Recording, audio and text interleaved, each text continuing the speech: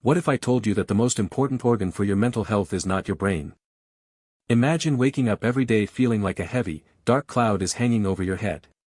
You feel anxious, your mood is unpredictable, and despite trying meditation, journaling, and reading every self-help book you can find, nothing seems to work. You think the problem is in your mind. You think your brain is broken.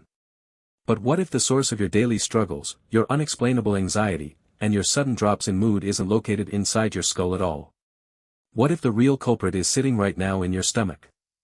By the end of this video, you will completely rethink everything you know about mental health. I'm going to show you exactly why your gut is secretly controlling your life, and more importantly, I'll reveal a simple, science-backed framework you can use to rewire this hidden system and dramatically improve your mood starting today. We always think of the brain as the ultimate command center, the CEO of our bodies. But there is a silent partner, a co-CEO that has been working in the shadows. Scientists call it the enteric nervous system, or ENS. But you can just call it your second brain. This isn't just a metaphor. Your gut literally has its own independent nervous system. And this is the part that blew my mind: your gut contains over 500 million neurons. That is more neurons than you'll find in the spinal cord or the peripheral nervous system. It's an incredibly complex network that lines your entire digestive tract. For decades, we believed that this system was only there to manage digestion, to break down that slice of pizza or that salad you ate for lunch.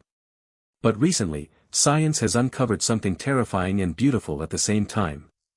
The enteric nervous system does so much more than just digest food. It is actively communicating with your actual brain every single second of the day. But here's where it gets really interesting. Have you ever wondered why you get butterflies in your stomach when you are nervous? Or why you feel a sudden urge to run to the bathroom before a major public speaking event? That is the gut-brain connection in real-time action. It's not just a physical sensation, it is a profound emotional response. Your stomach is literally feeling your emotions. And in a moment, I'll show you the exact technique to fix this miscommunication when it causes chronic anxiety. We'll get to the shocking twist at the end about how your food is literally thinking for you, but first, we need to understand the superhighway that connects these two brains together. This communication network is facilitated by something called the vagus nerve. Think of the vagus nerve as a massive, high-speed fiber optic cable running directly from your brainstem all the way down into your abdomen. It is the longest cranial nerve in your body. Now, pay close attention to this next part. For a long time, doctors assumed that the brain was doing all the talking. They thought the brain was the boss, sending commands down the vagus nerve to tell the gut what to do. But recent studies have flipped this entirely upside down. It turns out that 80 to 90% of the nerve fibers in the vagus nerve are actually carrying information from the gut to the brain. Let that sink in for a second. The communication isn't top-down. It's bottom-up. Your gut is sending drastically more messages to your brain than your brain is sending to your gut.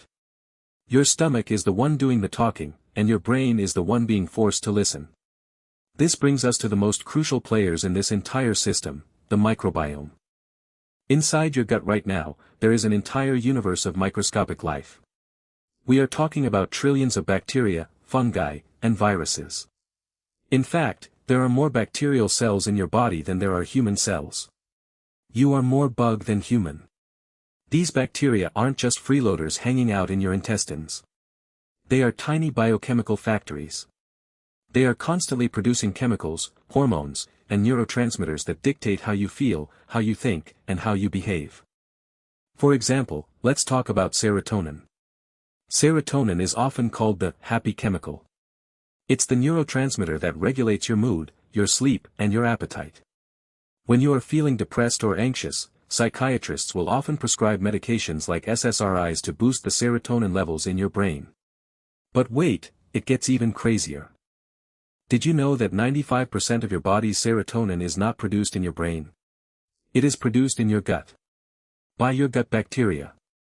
If your microbiome is out of balance, a condition known as dysbiosis, your serotonin production can plummet. And when your gut stops making serotonin, your brain starts to suffer. You feel sad. You feel anxious. You feel unmotivated. And you blame your mind, when you should really be blaming your microbiome. And this isn't just about serotonin. Your gut bacteria also produce GABA, a neurotransmitter that helps calm your nervous system and reduce anxiety. They produce dopamine, the chemical responsible for motivation and reward. They literally manufacture the raw materials that your brain needs to function properly.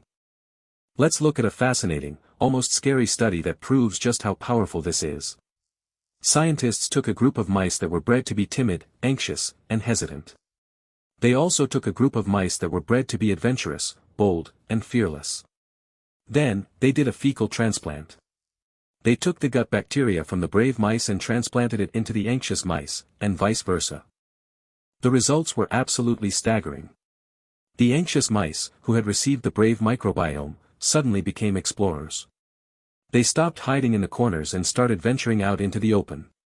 Their entire personality changed. And the brave mice, who had received the anxious microbiome, suddenly became terrified of the world. They cowered in the shadows. Their behavior wasn't controlled by their genetics or their brains. It was completely hijacked by the bacteria in their guts. Now, before we continue, let me ask you something. What do you think happens to your personality when you feed your microbiome nothing but highly processed foods, artificial sugars, and inflammatory seed oils? Here's the thing nobody tells you. When you eat junk food, you aren't just making yourself gain weight. You are systematically starving the good bacteria in your gut that produce your happiness chemicals, and you are feeding the bad bacteria that produce inflammation and anxiety. This brings us to the twist. The profound realization that changes everything. We often think that our cravings are our own. You think, I really want a donut right now, or I'm craving something salty. But what if those cravings aren't coming from you? Your gut bacteria actually have the ability to manipulate your eating behavior. Different species of bacteria thrive on different types of food. The bacteria that love sugar will literally send chemical signals up the vagus nerve to your brain, altering your taste receptors and making you crave more sugar. They are hijacking your nervous system to ensure their own survival. You aren't making a conscious decision to eat that donut. You are being puppeted by trillions of microscopic organisms that are screaming for food. When you feel anxious and reach for comfort food, it might just be your gut flora manipulating your mood so that you feed them what they want. Once you understand this, it is incredibly empowering. Because it means that your mental health is not entirely locked away in a black box in your skull. It is something you can actively influence every single time you sit down to eat. So, what can you actually do about this? How do you take back control of your second brain? Here is the actionable plan. Step 1, you need to stop bombing your microbiome. The biggest enemies of your gut health are unnecessary antibiotics, chronic stress, and highly ultra-processed foods. Antibiotics are sometimes necessary, but they are like a nuclear bomb to your gut flora. They wipe out the good and the bad indiscriminately. If you must take them, you have to follow up with a massive rebuilding phase.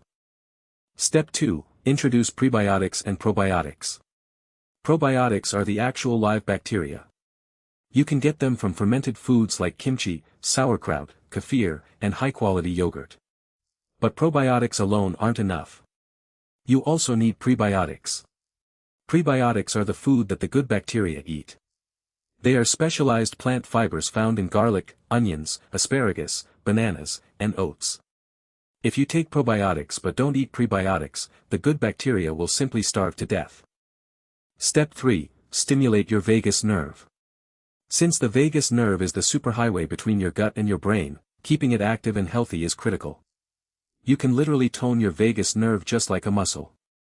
Deep, slow diaphragmatic breathing, breathing deep into your belly rather than shallowly into your chest, activates the vagus nerve and sends a signal to your gut that you are safe. Cold exposure, like finishing your shower with 30 seconds of cold water, has also been shown to dramatically stimulate vagal tone. By feeding your gut the right materials and keeping the communication highway strong, you can literally eat your way to a calmer, happier mind. Your brain might be the CEO, but your gut is the board of directors.